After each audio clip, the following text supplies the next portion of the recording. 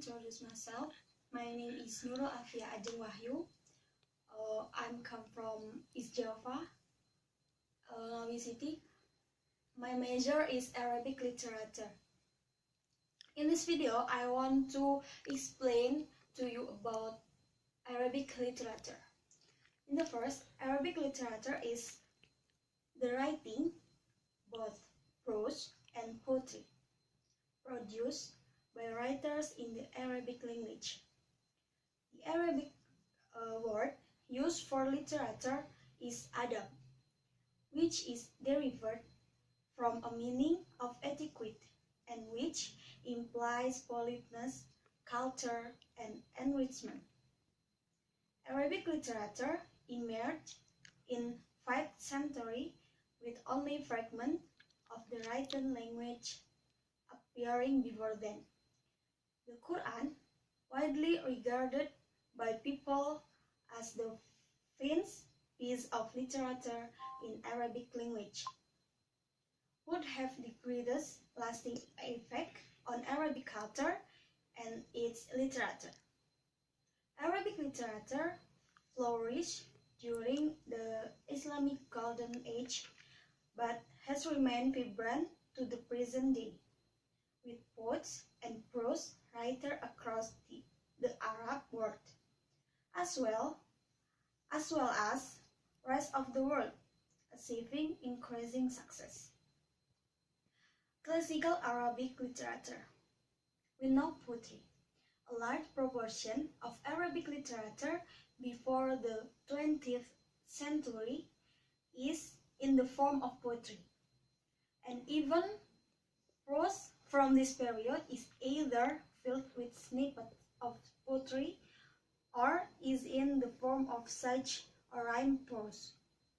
The theme of the poetry range from high-flown hymns of praise to bitter personal attack, and from religious and mystical ideas to poems on women and wine. An important feature of the poetry which would be applied to all of the literature was the idea that it must be pleasing to the ear. The poetry and much of the prose was written with the design that it would be spoken aloud, and great care was taken to make all writing as mellifluous as possible. After that, we know non-fiction literature. First, compilation and manuals. In the late 9th century, Ibn al-Nadim, a Baghdadi bookseller, compiled a crucial work in the study of Arabic literature. Kitab al-Firis is a catalogue of all books available for sale in Baghdad, and it gives an overview of the state of the literature at that time. Second, biography, history, and geography. Aside from the yearly biographies of Muhammad, the first major biographer to weigh character rather than just producing a hymn of praise was al-Baladuri with his kitab Ansab al-Asra, a book of genealogies of the noble, a collection of biographies. Next, diaries.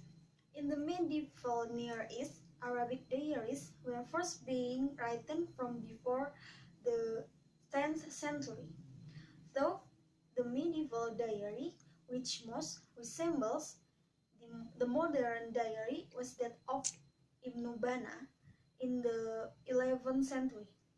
His diary was the earliest to be arranged in order of date, Tariq in Arabic, very much like modern diaries. Literary theory and criticism. Literary criticism in Arabic literature often focuses on religious texts, and the several long religious traditions of hermeneutics and textual exegesis have had a profound influence on the study of secular texts. This was particularly the case for the literary traditions of Islamic literature.